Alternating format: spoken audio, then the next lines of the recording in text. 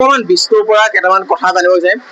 একদম প্ৰথমবাৰৰ বাবে চাগে ভাওনা কৰিছা, জীৱনৰ প্ৰথম অভিজ্ঞতা কেনেকুৱা লাগিছে? বহুত ভাল লাগিছে। প্ৰথমবাৰৰ কাৰণে অসমীয়া ভাষাত কৰিছোঁ।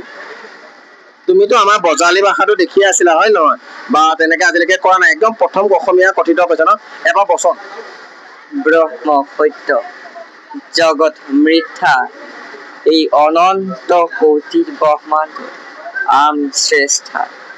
দেৱী যেতিয়াই অধৰ্মই ধৰ্মক আৰু মহাপাতেই পুণ্য গ্ৰাস কৰিবলৈ অদ্যত হৈ পৰে, তেতিয়াই আসুৰিক শক্তিয়ে বিনাশ কৰি সাধুকান্তক পালিবৰ বাবে যুগে যুগে আমি লওঁ অৱতাৰ, যুগে যুগে আমি লওঁ অৱতাৰ, যুগে যুগে আমি লওঁ অৱতাৰ।